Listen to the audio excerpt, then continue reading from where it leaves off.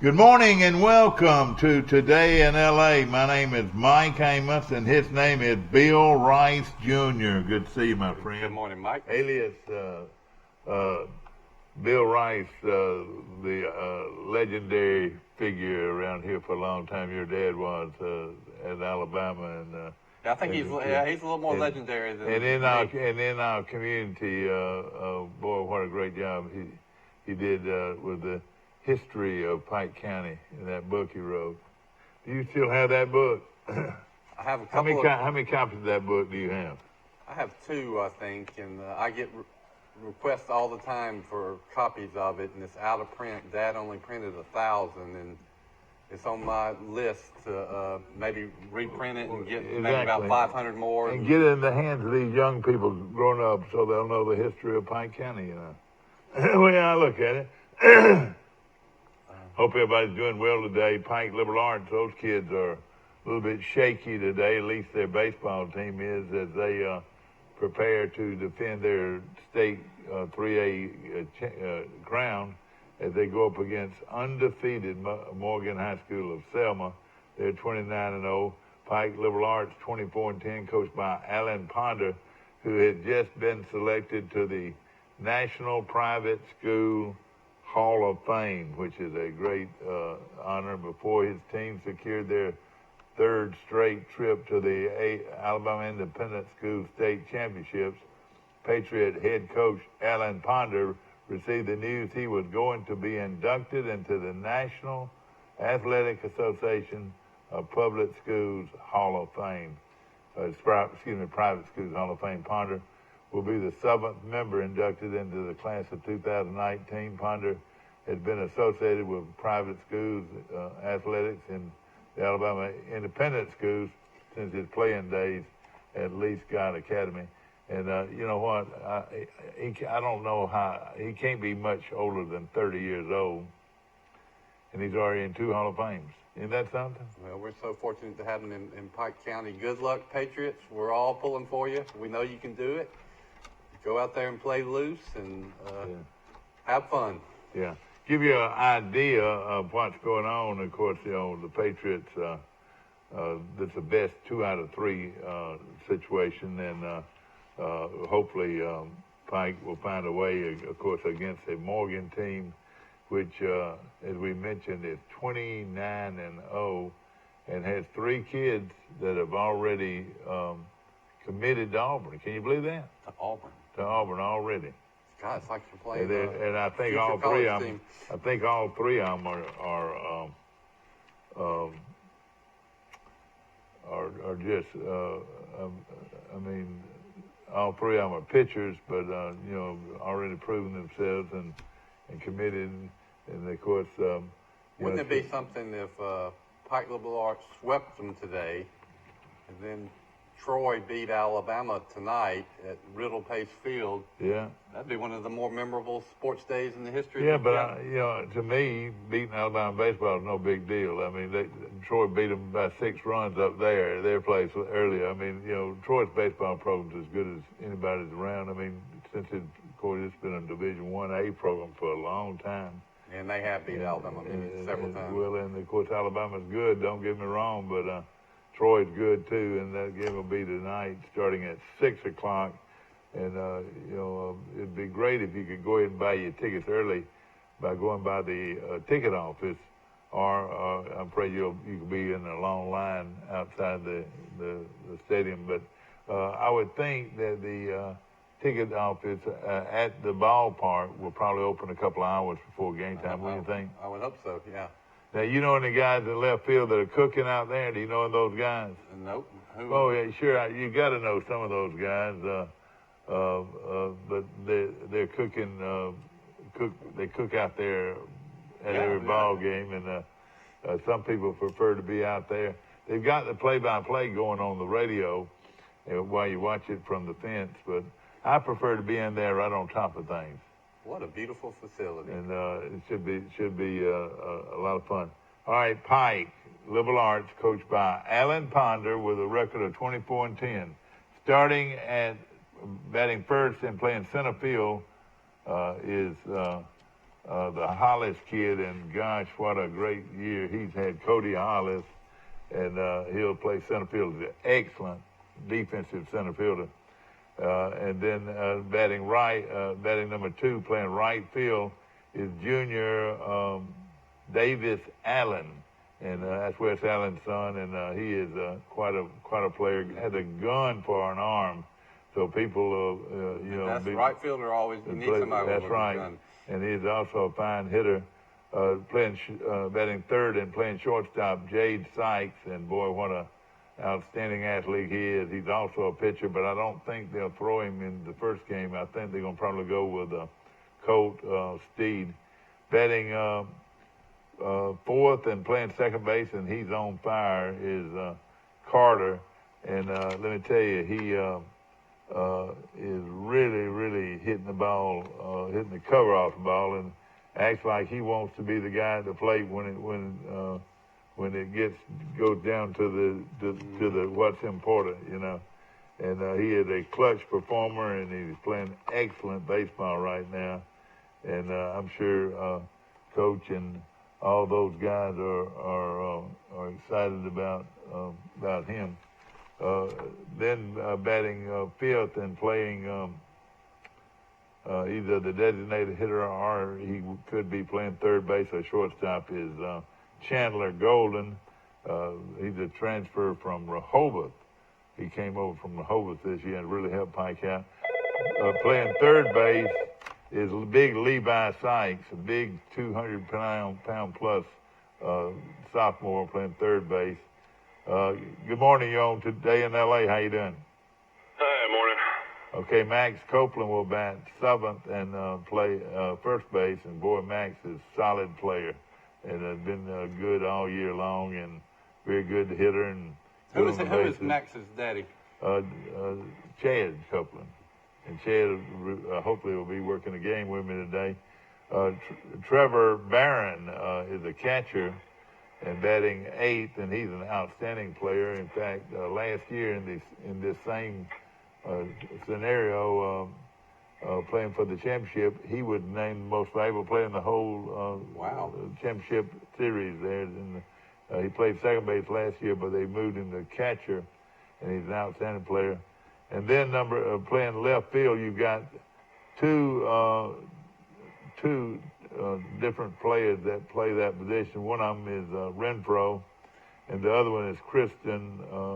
And Kristen is the guy that hit the big home run last week against Tuscaloosa. So you just made a point that I hadn't thought about. This is the third year in a row Pike LaBarge has played for it all. That's right. They won it last year. That's right. So if experience counts for anything, Pike LaBarge ought to be very comfortable in this That's setting. Right. There's no question about it. And of course, Colt Steed is a left-handed pitcher, and he was brilliant. I mean, I'm talking about brilliant against Tuscaloosa. He retired the first 12 batters he faced, and which I thought was phenomenal. And I'm hearing a lot of Sykes names. Does that mean Sykes and Cons will be closed today?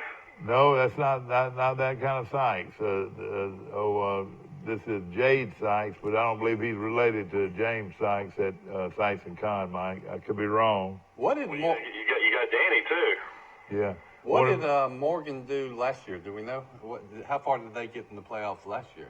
I don't know. I'm sure they were up there, but I don't know. Selma still have Meadowview too. So is Meadowview and Morgan still in Selma? Oh yeah, both of them are still existing. Morgan's a lot bigger school. Mike, the guy that's on fire right now at the bat for Pike is Tristan Carter. His dad. Yeah, I grew up with Byron. Tristan was a really good football player too. Played wide receiver this year, but his dad's a true patriot. He grew up. Byron did his whole life at Pike Liberal Arts, and now his sons are going to school out there as well. He is one of the few guys now that actually could say he went to Pike Liberal Arts and his kids went to Pike Liberal Arts, because all these other kids out there now, all their parents went to Charles Henderson. Every single name you've been talking about earlier were all Charles Henderson folks growing up and have decided to have their kids go to Pike Liberal Arts. And they keep on winning like this in baseball. This is a huge recruiting tool for more kids in the surrounding area to get to play liberal arts as well. Well, I tell you what, they have a fine baseball program, really a good baseball program, and so does Charles Henderson. I mean, they're two outstanding programs in one year, in one Charles town. Henderson won 10 games the year before and turned around and won 29. Still shot. They only made it to the second round of the playoffs. So still, for Charles Henderson standards, once they make the playoffs, it's either state championship or bust. But Yeah, they had to play up there at Bibb County, though, and I heard the crowd was rowdy and all that, so it helped them win. Both programs have great tradition, and tradition is an intangible that counts for a lot. I mean, you might be down 1 year, but if you've got the tradition, you're not going to be down for long. with Ponder, though, you got to think somebody's going to come after him from the public schools. I'm talking about, I think he can pitch in college. I think he'd be an excellent college pitcher, coach, too. You're talking about coach? Yeah. Yes, sir. He's we said the same thing about Derek Irons. I think Derek Irons would be a good college coach. And I'll tell you something about... you got to think, if he wins another one, that somebody's going to come get him. Ponder looks like Hercules out there. I mean, man, he is a big, strong, dynamic type guy, and he's not loud enough. He's not one of these guys that throws his weight around. And if he did, he'd knock a lot of folks down. But he's a dominant type coach, and nobody wants to disappoint him. And that's why our Coach Brown was so good.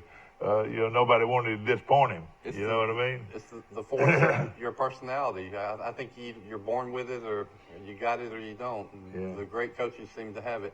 And of course, what a day for baseball in Pike County. Pike Liberal Arts is playing for the state championship, and Troy's playing Alabama tonight at Riddle Pace Field. So, you couldn't ask for more big exciting day. The weather's supposed to be good too, as well, I think. I want to say we got Pike County in a game this week too. Is that right? I have no clue. Is that the girls' softball? That's what I'm thinking it is. It's girls' softball.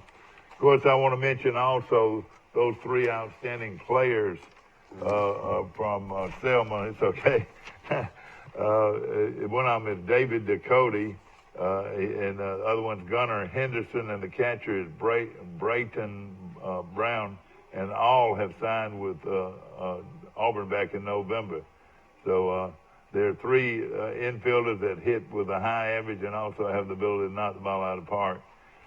So that's going to be a good one. Let me tell you a great grocery store that's open now on South Brandon Street. It's called Grocery Advantage, and they've got some huge sales going on, and I love their meat department. And right now they got skinless, boneless chicken breasts on sale right now for just $1.99 a pound. They've got assorted pork chops, $1.19 a pound.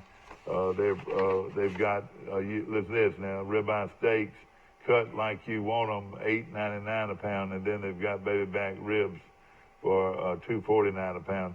And then how about listen to this, Gwaltney hot dogs, 99 cents a pound, and seedless watermelons, $3.99 a piece. So you can go ahead and you can buy me a couple grill out some ribs and get you a watermelon. This is the time of year to do it. I love watermelons. It's much better to do it right now than in August, isn't it? No, he came in here with a headdress on as the big chief yesterday, and he left his headdress in my truck, so I had to wait on him this morning, and he was very gracious over we're staying over the university, and I gave it to him. But how many times has somebody left an Indian headdress in your car? Not many. And I tell you what, it was a great day. I saw that interview on Facebook Live yesterday, and I enjoyed it. My favorite part is when he dropped his glasses and I like the guy broke my neck. Got up in the middle of the interview and turned around and tried to find his glasses. Yeah, and you didn't see it, but my chair got loose from me too, So it almost was a sad event. But we've got a stage behind us that's about a foot high, so you could have quite a tumble if you went back too far on the set. No question about it. Of course, Nall had his day, and a good for Nall would have been is where do you get your paint? What kind of paint do you use? Oh, I don't know, but I bet you it's special paint. No question about it. But he probably doesn't get it from Walmart.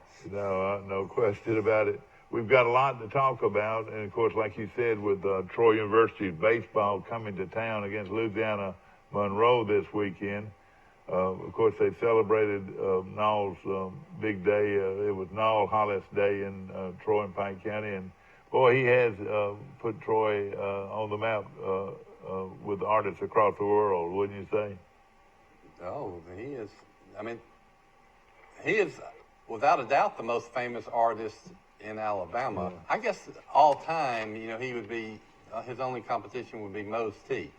Mose T is probably more famous. But well, let me tell you this though. He's the one that made Mose T famous.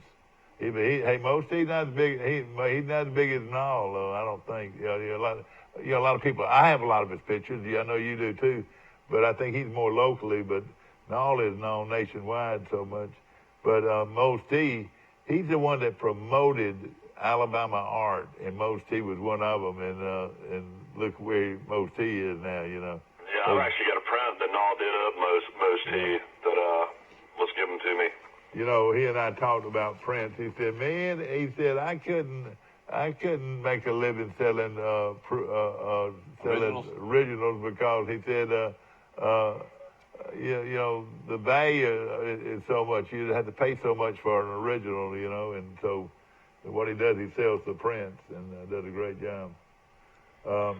Want to mention a few other things going on. A state track meet was held this past weekend, and I was looking at some of the times, and I tell you, this was a good bunch of track people.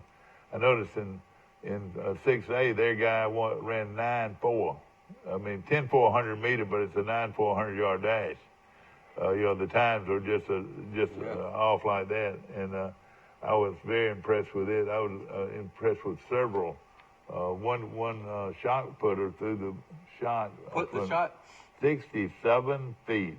That's the highest I've ever. That's a different weight now than college, but this kid must be a phenom because that is a fabulous throw. You know who was the best shot putter and discus thrower ever to come through Troy? Rip Talbot or Stanley Huna. Todd Rainey. Todd Rainey was pretty good, but now those two guys pretty good. Todd was won state championships in high school, and then he did it all through college too. Yeah,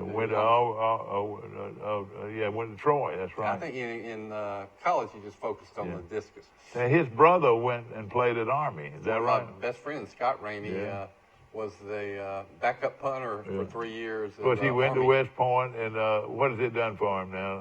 I want everybody to hear what his rank is now. He retired after 22 or 23 years as a lieutenant colonel, and he's up in Pennsylvania working as a civilian as a civilian contractor at some military base, I think. He's got 6 or 7 kids. Oh boy, isn't that something?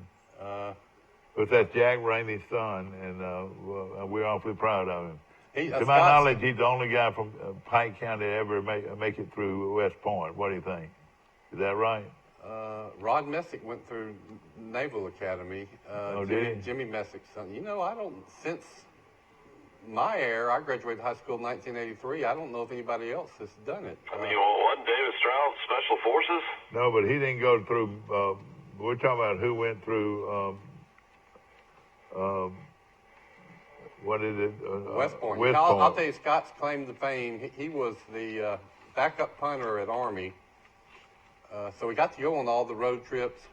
Didn't have to do any of the hard hitting and running in practice. I thought that was a great gig, being the backup punter at Army. He only got 1 kick in the game. It was in his very last game against Navy. With about 3 minutes left in the game, he wasn't even supposed to go in the ball game. His teammates and the first-string punter said, just go in there and kick this ball. They were up by about 14 points. So the game was kind of decided, but if Navy would have blocked that punt, they could have got right back in the game, right? That's right. Well, I'm watching here in Troy on the off chance that Scott gets in the game. I said, that's Scott in there. He runs in there. He's battling about his 15-yard line trying to kick it. I think it's raining. Sure enough, the snap comes back there to him, and it bounces to him. Oh, boy. Scott, like a shortstop, picks it up, scoops it, barely gets the punt off. It's almost blocked. booms it 52 yards over the punt returner's head. So he had one punt in his career, and I think it was 51 or 52 yards. So his punting average for his career is 51 But that was quite an experience, no question about it.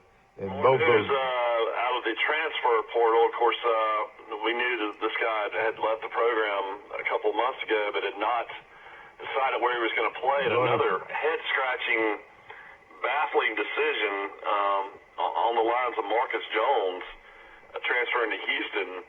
Tron Folsom, headlines on AL.com, is headed to play his senior year at Colorado State. Colorado State, not Colorado. Colorado State, that's up in the mountains. That's snow skiing. Half the season, Mike, they play the game in snow. That's where McElwain came Colorado from. State, I mean, Houston and Colorado State, I think Troy could play with both of them. Oh, no I don't question. understand any of these transfers. I think they could beat them. Both of these guys, I mean, Tron Folsom's from Georgia. Marcus Jones is from Enterprise. I thought they were going to try to play in the SEC or try to play at a Power 5 school. You know, Colorado State's in the Mountain West. They're not Power 5. Neither is Houston. Do they have to sit out? Extremely weird transfers. Will they have to sit out, Mike? Yeah, he's a fifth-year senior. He can play right away. Mike, I met the kid from, and he's a nice young man. You were with me meeting the kid that transferred from Texas A&M. The running back, yeah. Yeah, and boy, he's Mike, he's a good-looking kid and very nice young man. And, the reason he came back to Troy was to be close to his grandfather or father, one that he said was sick, real sick. Why is he not going to get a waiver then? All these kids get waivers. I mean, shoot, the Ohio State quarterback's going to be the kid from Georgia. That was the backup last year. I mean, and he got a waiver. Everybody's getting waivers. Yeah. Troy continues its 7-game homestand Wednesday night when the Trojans play host to the University of Alabama at Riddle Pace Field. In the first pitch is set for 6 o'clock. Troy goes into the first season sweep of Alabama since trying to sweep Alabama since 1979. Gates Riddle Pace Field. Now this was a question we had. Will open an hour earlier than normal so fans can watch batting practice beginning at 4 p.m. So that's actually 2 hours before game time. And Troy's men's basketball coach, Scott Cross, will be on hand to throw out the first pitch. Troy defeated Alabama 8-4 in Tuscaloosa back on April the 2nd on the strength of a second-inning grand slam home run by Reed Smith. And Smith barely plays, so that was really, really amazing that he won that game over Grand Slam. Yeah. He's coming on, though, pretty good. And then he got 6 strong innings from Sadler Goodwin, so he pitched well. Troy's 25-23, Alabama's 27-21, so they're not that bad. Alabama though is struggling in the SEC. They're 6-15 in conference play. Chase Smart was named, ladies and gentlemen, not named regional player of the week. We're talking about national player of the week. When he went, I want to say he went 9 for 10, Mike. Let's see what it is. 12 or something. 9 for 13. All right, let me look at this. Head coach Mark Smart's Trojans enter the final midweek contest swinging some of the hottest bats in the country. Troy has hit 29 home runs over the last 16 games, with 15 of those home runs coming in 4 games last week. As a team, the Trojans hit 371 with 31 extra bases, 14 doubles, 2 triples, and 15 home runs, with a slugging percentage of .788 and an on-base percentage of .418. Chase Smart, as we mentioned, led the charge at the plate on his way to the Collegiate Baseball National Player of the Week.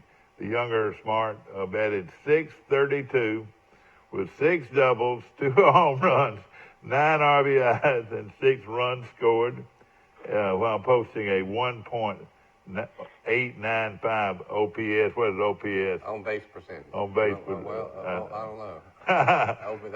Well, let me just tell you this. Let me wipe my tears out of my eyes, because that oh man, what a great effort by a superhuman young kid. I'm telling you, we're talking about somebody that is completely deaf. He has to have instruments to be able to hear anything, and he's one of the top catchers in college baseball, and it's been that way for the last 4 years. Mike, he struggled, his first 3 years. This is a Chase Smart we saw in high school this year. But now he didn't start. He started off real slow. He played by far in college his senior year. Well, we say struggled. You look back on it, he probably should have been redshirted his freshman year, but they had to have a catcher. Yeah. Now defensively he's been great, but now hitting, and I know he had some injuries last year, but this is the guy we saw in high school. Yeah. His dad would say that. I mean, anybody. Oh yeah, would say that. no question. Smart that won 2 state championships in a row. No question. Of course, that game starts at 6. Get out early, and boy, the Chase is hitting 335 on the season now. Yeah, it's phenomenal how well he's played. He had 335, but his dad hit 400. Yeah. Oh, that's right. He sure did. No question about it. The Pike County Bulldogs are in the state softball girls tournament, and that tournament's been held down in Gulf Shores, and they're playing good softball right now. They'll play Hill County in the opening round of the regional tournament, which comes up tomorrow. Yeah, and that should be a good one. Good luck to the Lady Bulldogs. Of course, there's a new book out. Bill Rice will probably enjoy, and then Mike Amos, you might enjoy. It's a new autobiography on the great Joe Namath. It's called All the Way, My Life in 4 Quarters. And he said, health-wise, I'd probably be dead by now if I hadn't stopped drinking. He basically says that his drinking caused him all kinds of issues. It's one of those things where on national TV in 2003, on Monday Night Football, he tried to kiss Susie Colbert, the ESPN sideline announcer, and he said the shame of all that led him to rehab, and he has not had a drink since 2003, so that's 16 years. That's great. Fighting alcohol for Joe Namath, and I tell you what, that's the book I would like to read on Joe Namath. I've read some biographies about him. He's just one of my favorite people. I think he's had some issues that he's candid about in this book, but I think at heart he's a class individual. And I feel the same way about Kenny Stabler. He lived a unusual life and was one of my all-time favorite players, and Namath was too. We used to fight our play like we was fighting on who could be Joe Namath in the front yard, and but he was a great one, no question about it. I'll tell another dad story. Namath was a freshman when Dad was a senior at Alabama. Freshman, he couldn't play, so he was on the freshman team, but he was the scout team quarterback. And my dad said that before he hurt his knees, he was an amazing runner. He was very, very athletic. Same with Stabler. At one time was you don't think of them now. You think of them almost as invalids in the pocket. With their knee injuries. Dad said one time he was chasing him in the pocket. Namath rolled out to the left, switched the ball to his left hand, and threw it downfield and completed the pass. You know who did that for Alabama? For Auburn against Alabama in a game played in Birmingham, in the Auburn-Alabama game? Who? Oh, gosh, now I got a problem with it. Oh, boy, let's see here. What years? Well, it's either Alec Bowden. Alec Bowden from Brundage, Alabama, threw a ball and completed it left-handed in the game against Alabama one time. Of course, Alec went on and, he was a backup quarterback at Auburn, back then. And, of course, he's a State Farm agent and probably retired by now in Montgomery, and was a great athlete. But he did that one time, rolling out to his left. He threw it left-handed and completed it. Mike, you might know this, and I might be wrong, completely wrong. Did I read that Tua Tagovailoa is actually right-handed? Yeah, I read that too. Growing up, and his dad made him throw lefty. Yeah. So you would think that Tua can probably throw it pretty good right-handed too. Yeah, I didn't realize in the 1964 season, I'm reading more about the Joe Namath thing. Alabama was already awarded national champions, but they lost to Texas 14-13 in prime time in the Orange Bowl, even though Namath was the MVP of the game. I was at that game, Mike. The final polls came out before the bowl season. Alabama was still crowned national champs. Right. Man, that is extremely messed up. They did the polls. I mean, they awarded a national championship before the bowl game. That's the way they used to do it. I wonder what Texas followed that. Yeah, that's the way they used to do it. The bowls were just considered a reward for a great season, almost like an exhibition game. Was that Texas team undefeated? Yeah, Mike, let me tell you the story of all of that. Yeah, he got hurt in the fourth game against North Carolina State his senior year. And I was at that game when he did that. He got hurt, and he came back in this game. But let me tell you, the Charleston High School football team that I played on, the quarterback club sent us to that game, let us pay for us a bus trip to that game, and we stayed outside of Miami before the game and got in a little trouble, but we were able to get out of it. But we went and watched that game in the Orange Bowl, and Namath came in about the second half. They were down. Texas scored on the first play of the game, and they led. I want to say they scored more than 14 points, but they falls 14-13. Okay, yeah. So they led early, and then Namath came in and was just lights out. And his favorite target was the guy from Coleman. Dennis Holman? Who? Not Dennis Holman? No. Holman played for Stabler. Yeah. Holman might have been a sophomore, but his great target was not Trammell, but he was from Coleman, and it brought Alabama back to the 1 foot line. And Texas had a great All-American named Tommy Nobis that played for the Falcons for a long time. Great linebacker. And it was 4th and 1 from the inside the 1. Namath ran a quarterback sneak, and to this day everybody says he made it, but they said he did not make it.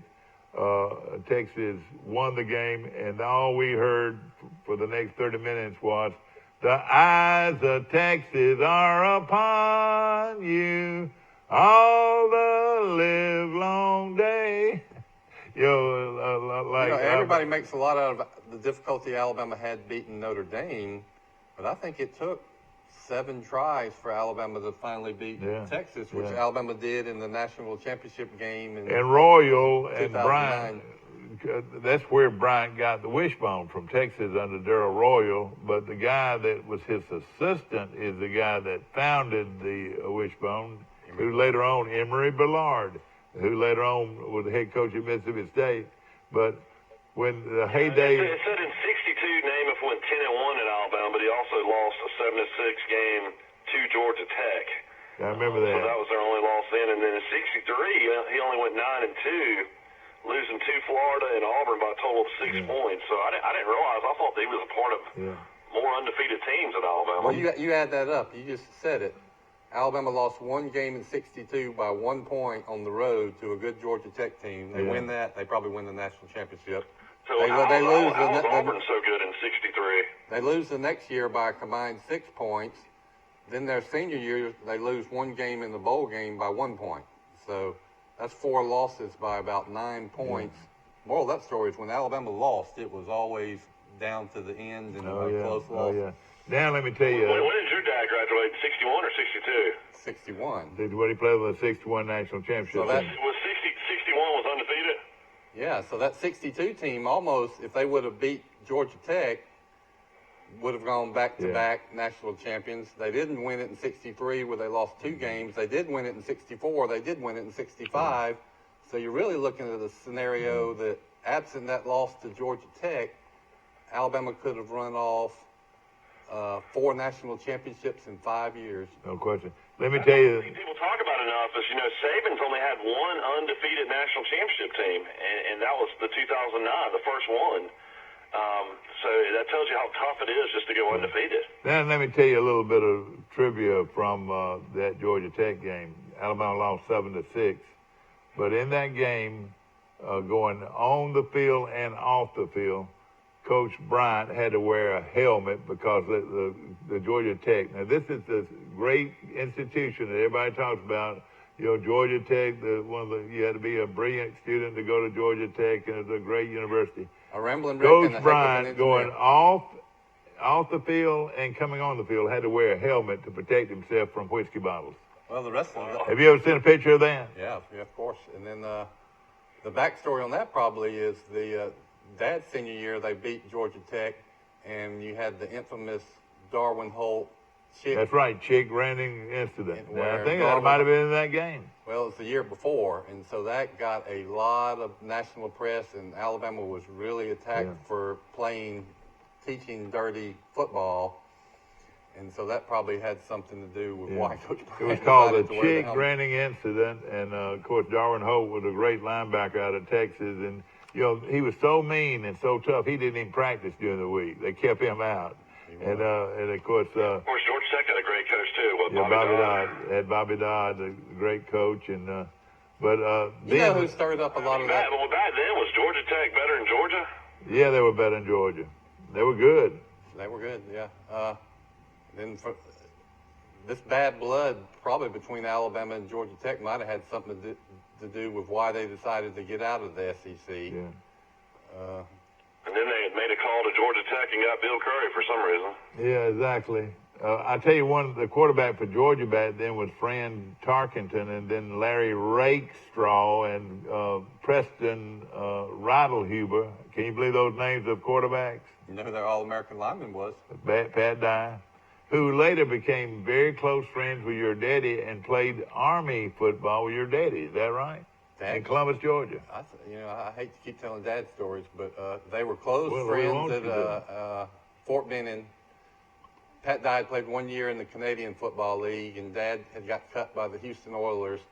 So they both had ROTC scholarships and went to the Army where they were second lieutenants, but they played football back then. They had really good semi-pro type. Oh, yeah. They were all made up of former college players and some pro players. That's right. So for Right, 2 years, and your daddy told me there were better players on those teams than there were on a lot of college teams. it was the Fort Benning Doughboys. Yeah. And I think Dad won 2 national championships in military service ball. Yeah. Anyway, Coach Dye and Dad became good buddies, hunting buddies, fishing buddies, spent a lot of time with each other. And Pat Dye had talked about he might be interested in coaching, and Dad said, well, I'll call Coach Bryant and put in a word for you. And not only he called him, he wrote him a letter. And Coach Dye talked about this in the book. The reason Coach Dye was probably hired at Alabama was Dad's recommendation. Had a great career as an assistant at Alabama, and I maintain that if he hadn't have coached for Coach Bryant, had all that success as an assistant coach, he wouldn't have been on that career path where he one day would become the head coach at Auburn. So then he flipped the state and made it where Auburn was competitive or even better than Alabama. So if you want to blame somebody on that happening, you can blame your daddy. blame my daddy. Well, He flipped the state when he went and got Vincent Bo Jackson out of McCullough. Well, let me tell you, you're right. It made a lot of difference, didn't it? It made all the difference. You think they would have beat Alabama without Bo Jackson? Yeah, well, you're right. He's pretty good. Now, Fleetwood, not Fleetwood, but the other running back after Bo Jackson was pretty good. You talking about, Mercy. Fullwood. Fullwood. Bud loved him. He was great, yeah. Back on the... Ronald James, you had all those guys. Tommy Agee. I mean, there were so many running backs. Can I tell an Auburn story since I tell so many Alabama? Before that, you had James Brooks. Oh, yeah, they've had some of the great... On one team, they might have had the best three backs. They had William Andrews, Joe Cribbs, and what was the other one? Cribbs. Andrews, Cribbs, and Brooks. Those might have been the best 3 running backs ever on one team. In the same backfield. When I was a senior in high school, my best friend Charles Bradshaw was recruited by Auburn and Alabama and some other schools. And so you get to take friends on these recruiting trips, and he took me to 2 of them. I got to go to see 2 Auburn games, and they take the recruits and their buddies down on the field before the game. And so I was down in pregame. He probably thought you were a recruit. No, not back. I was not near as big and back then. But I'm on the sidelines watching these guys warm up, and I'm watching the running backs, and they're doing a little version of bull in the ring. Yeah, one guy gets in the that's middle, right. and they come at each other from about 4 yards. And just That's one of the butt toughest each other. drills in football. Yeah. And that's when my perception of college football completely changed. This wasn't even the real thing, but I had never seen blows like that delivered so Oh, yeah. violently. And Bud Casey was right in the middle of it, probably, been, you know. yep. But you're right. Di became a great coach, no question about it. Your dad, was he a colonel, retired? He retired in the National Guard. In the National Guard, and he really enjoyed his. He did, yes, of course. He been in the only thing he Army. didn't enjoy was having to do that PT test once a year. But he took that seriously and really enjoyed it. And the thing Dad got out of it is back then it was the Cold War, and the military was prepping for World War III against Soviet Union. And so he had all these field training exercises in Germany.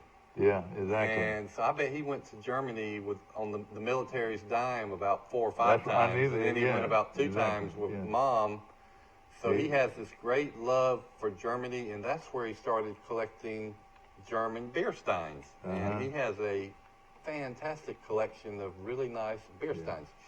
Troy, softball, Leanna Johnson, Mike, Katie Webb were named first team All Sun Belt Conference, and Johnson is a pure freshman, and her pitching performances, Mike, got her on the first team in the Sun Belt. Also tabbed on the second team. Johnson was dubbed the league's freshman of the year in the conference. So I think the other day we said she was 25-7, which is incredible for Troy. Let's let the folks in Titletown hear this. Leanna Johnson and the young pure freshman pitcher out of Brantley has dominated in the circle for Trojans this season. The freshman ranks in the top 10 in school history in victories, strikeouts, innings pitched, and shutouts. The Brundage native from Titletown also ranks 8th nationally in victories with 25 wins, Mike. This young lady, 18th nationally in strikeouts with 224 and 22nd nationally in shutouts with 7. Johnson threw her first career no-hitter in a series final against Georgia State. Katie Webb leads Troy offensively, batting .355 with 8 doubles, 3 triples, a home run, and 32 RBIs. But isn't that phenomenal? And she's a freshman. Yeah. Leanna did a great job of coming in as a freshman with a mature and competitive mindset, and I'm super proud of her earning Troy's second Freshman of the Year award in a row. So you know what that tells me is you can recruit around an ace pitcher, because if players want to play on a championship caliber team, they're going to have a good chance if they have a dominating pitcher, and it looks like Troy's going to have one for 3 more years. Seth Mullins, Mike, has done a super job coming over from Mississippi State, and the Sun Belt Conference tournament opens on Thursday, Mike, at 10 a.m. Troy is the number 2 seed in the tournament. Can you believe that? Yeah, I mean, that's got to be the hottest they've ever had that I know of. But I tell you what, if you get a good pitcher like her, she can make all the difference in the world. Because, Mike, they can pitch forever, can't they? Or do they have a certain amount of innings they can pitch? Yeah, there's no limit in college softball. Isn't that amazing? Y'all remember that pitcher? Alabama had one. Well, Alabama's always had good ones, but Oklahoma had one that was unhittable. Oh, yeah. It seemed like she was there for 10 years, and I'm sure Oklahoma won 3 national championships, if not 4, while she was there. But, yeah, one pitcher can get you to the College World Series, really. Want to congratulate Griff McLaney, Colin's son, who had a great year at Charles Henderson High School, and especially in was just really outstanding, getting medalist honors in several tournaments, and ended up shooting an 82 in the finals of the state championships, and played well all year long. So our Mike, we're gonna start. I reckon we're gonna try to start this today. Each day we're gonna recognize somebody as our player of the week or the player of the day or whatever. And it's Griff McClaney, the young golfer out of Troy who closes out his season. It's not Griff McClaney, is it? Griff McCrary, my brother Griff McCrary. Of course, his daddy was a two-time All-American at Troy University. Going into 17 on this last hole, he made a big number on 17 and made a par on 18. Brax Barron also finishes his, he's got another year, I think. And then Braden Presswood and Cody Paramore and Grant Baker made up the Charles Simpson High School golf team. But again, congratulations to Griff McCrary ending a fine season in golf. So we wanted look at all the candidates we have, though. To mention that, you're right. You talked about that. You went up and down the roster of Pike Liberal Arts. Any number of those ball players could do it. Nobody has outperformed Chase Smart. And then we just mentioned the freshman phenom pitcher. Wow. Yeah. Want to also mention. He wants to head up to Birmingham today. They've got the Regions Tradition, a major on the senior tour, so their pro-am will be today as well. Mike, I was thinking the other day that it was that time of year, and I've always enjoyed going to that tournament.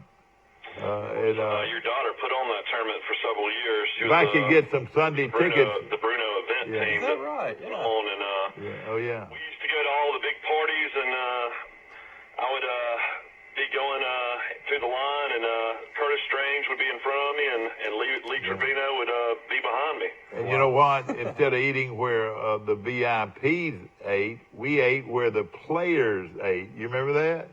That's right. Yeah, we had it made. And you learned a lot about Chi Rodriguez. Of course, he didn't play much anymore on the tour, but boy, they had some real comical. Fuzzy Zoller, Mike, you remember him? Yeah, Fuzzy Zoller. He act like he could care less, He was always out there with a cigarette in his hand. Yeah, that's right. Or in his mouth. I saw him hit a shot from under the tree and had a cigarette in his mouth. You don't see that much anymore. He and John Daly's the same way. Yeah. Unfortunately, John Daly apparently had a dizzy spell and had to withdraw from the tournament. So that's going to be sad for a lot of fans to let to go out there and follow him. But because he hits it so darn far. I mean, he hits it a mile. The Pro-Am today, these are some of the celebrities you can see at the Pro-Am. You'll have, of course, Nick Saban will have a huge crowd.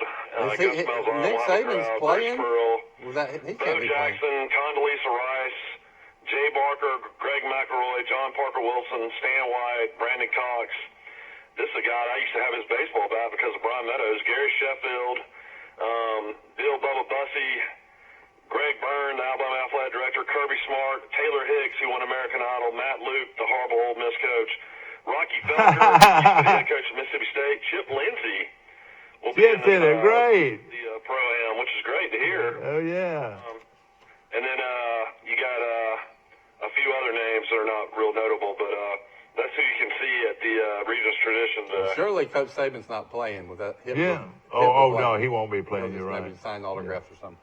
But, the smartest thing they did was move back to their original location. It's a perfect scenario or setup for that kind of... Greystone is the easiest place to go. It really is, no question. And your favorite player on the tour, the Ponytail, won last year. He was the defending champ, Miguel Jimenez. Please don't mention his name. You know who is the sensation on the senior tour for about the last 10 years is Bernhard Langer. Oh. Yeah, Dad talked to him last year. He was talking to him on the green, weren't you? Oh, yeah, and took pictures. I mean, he was as nice as you could get. Seems like a super nice and these guys are approached so many times. The best way to catch them is on the putting green, which is right there, and you can practically touch them if you wanted to.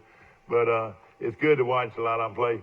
One of them that I worked up a conversation with, Mike, that I really enjoyed was the guy that shot 59.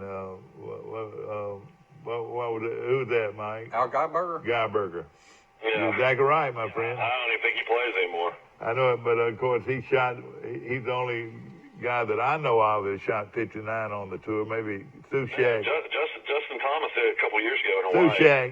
Mike Sushak. You ever heard of the name Mike Sushak? I think he shot 58 one time. You know, 4 years ago, Jim Furyk shot 58. All right, yeah. Well, it also depends on if you're playing a par 72, 71, or 70 course. So some of these might have asterisks by them. Well, and let me tell you this too. And I was a big Hubert Green. He always played that tournament well. And of course, you know, he being from Birmingham, everybody you know, would follow him and everything. He was Hubert was a good player. Do you know Hubert won over 20 tournaments?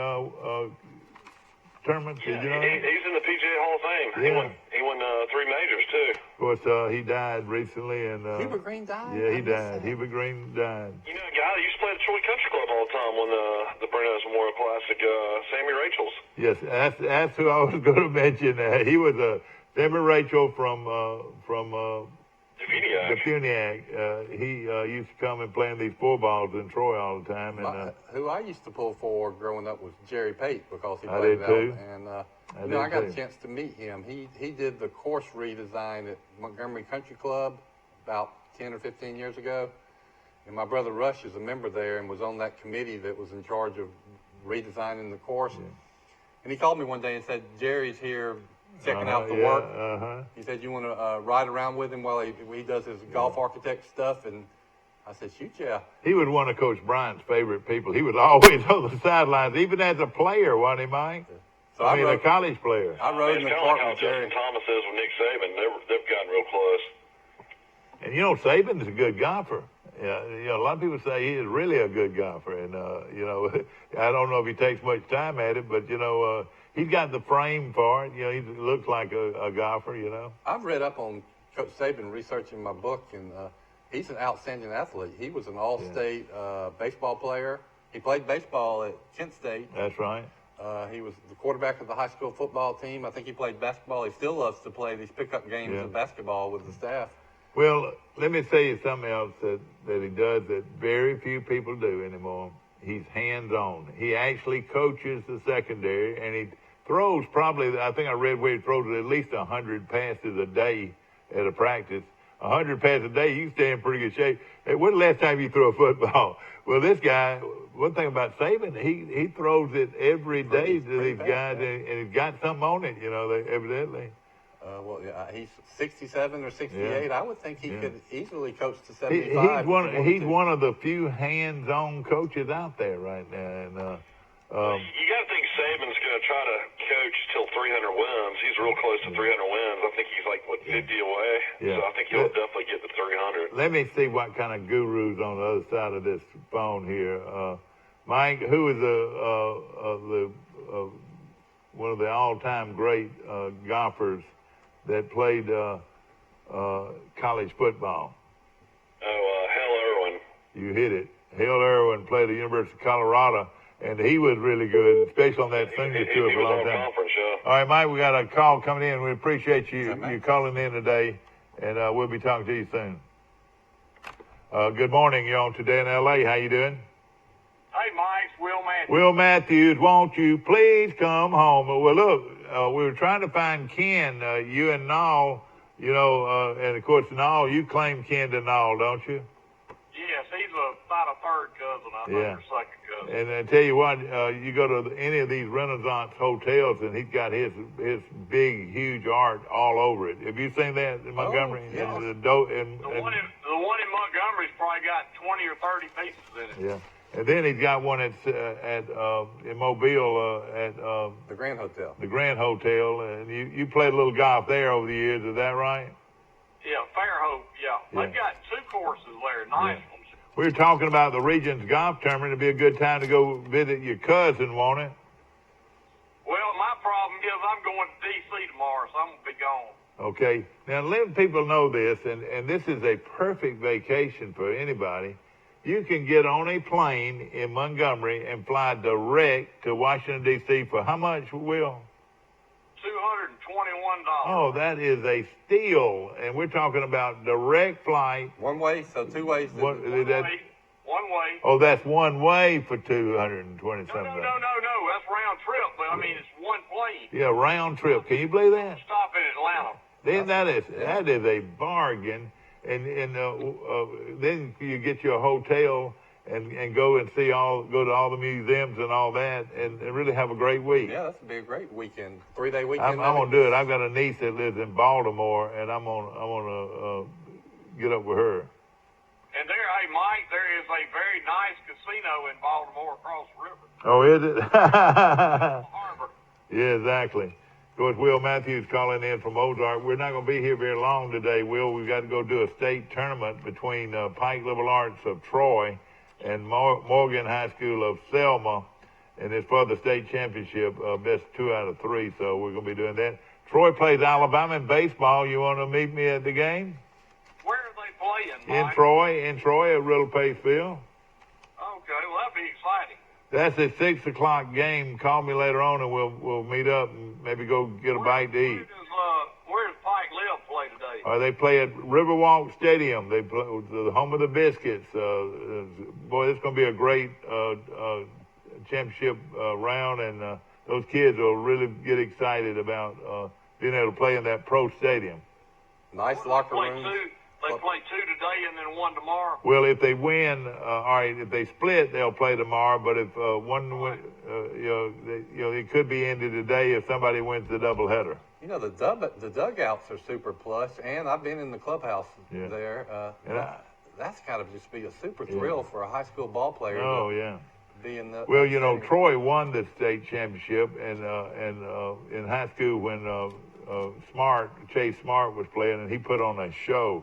He hit some long home runs in that tournament, and Troy came out of the losing bracket and won the game. So they lost their first one in the Yeah, they had a great pitcher. This team from Ardmore had a great pitcher, and he's pitching the pros now. Well, Will, what's your plan for the weekend? Oh, you're going to be in Washington. You're going to be in Washington. Are you going to just hang around are you going to visit any of the museums or anything? Well, we may go to a baseball game if the Nationals are in town. Yeah, that'd be fun. You don't reckon your son can't get any tickets, though, can he? He doesn't know anybody, does he? When he gets tickets, they're on the 3rd row. See, he works for Trump. His son works for Trump. Oh. And really has enjoyed that relationship. He says that Trump, and Will, you'll verify this, is just a regular guy. Is that right? Oh, sir. Oh, yeah. Yeah. You know, he doesn't smoke, he doesn't drink, he doesn't gamble or anything like that. I mean, you know, he's really a pretty straight guy. He likes to play golf. Yeah. Yeah, he's a good golfer, isn't he? Wouldn't that be something if you could get a golf game with him, Will? Trump is actually on the way to Panama City, and he's going to have a rally tonight at Pier Park at 7 o'clock. How about that? Yeah. All right. Okay. They're expecting between 20 and 25,000 people for that rally, but he's also going to be down there to look at the hurricane damage. Yeah. Exactly. Which is still bad. Yeah. No question about it. No question about it. I want to mention that Chip Lindsey, a deal out that talks about first-year college coaches and how they'll fare. This is what the guy said about Chip Lindsey. The Trojan strength lies on defense, with a unit deep enough to be the best in the Sun Belt and one of the most consistent on the group of 5 level. There are unknowns at the skill positions on offense. Lindsey presumed area of expertise. The former Auburn offensive coordinator takes on a program set to contend for 8 wins during the regular season unless something goes wrong, such as a poor coaching hire, for example. That's in USA. That's in USA Today. Yeah. Who does Troy play outside the Sun Belt this year? All right, they play at Missouri. They play at Oregon. Oh, no, not Oregon. At Akron. They play Southern Miss here at home on the 14th, which is going to be a heck of a game.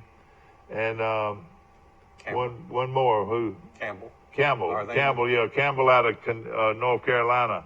It's had just started football, and I'm going to say they won AA, I would think.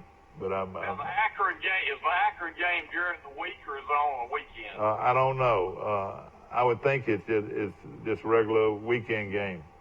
You know, Bowden's not there anymore. You knew that, didn't I wonder you? if he moved back to Alabama, if he's still. Yeah. He did. We're going to have to cut it short. Yeah, I didn't know Bowden quit, so Yeah. Well, let me tell you, I don't know if he quit or not, but he's not there anymore.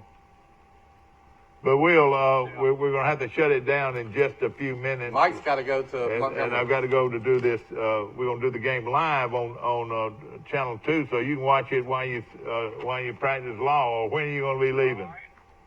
I won't leave till tomorrow. So Yeah. I'll when I get back from court this morning, I'll turn it on. Do watch it, and it'll be a lot of fun, and we appreciate you very much. Want to mention for you to get out this weekend, and we'll see you Thursday morning. Tomorrow morning, got a big cake sale on our show, and That's the Charles for Simpson the High Charles, School cheerleaders. That's right, to raise money for the Charles Simpson High School cheerleaders, and we'll look forward to that. You need a great cake. Be watching tomorrow, and you can make a bid on it. Yeah, and the big word is go Pike Liberal Arts. Good Win luck, that Patriots. championship today. Playing. Listen to this, Will. The Morgan Academy is 29-0. 29-0 against 24-10 Pike Liberal Arts. Should be a great game. Head to Montgomery. I'm going that way right now. Thank you for watching. We'll see you again at 1:30 today. But our game will be live starting at 10 o'clock, and then they'll play again about 30 minutes So after the show first might not game. be on at 1:30. No, it won't be on game today. will preempt it. It'll preempt it, and we're going to bring these games to you live on Facebook across the country, across the world. And Thanks to Troy Cablevision. and no question about it. We appreciate Troy Cable and what they do for high school athletics. See you tomorrow morning, bright and early, with a cake sale. Get ready to get a Mother's Day cake from the cheerleaders at Charles Simpson High School. Have a good one.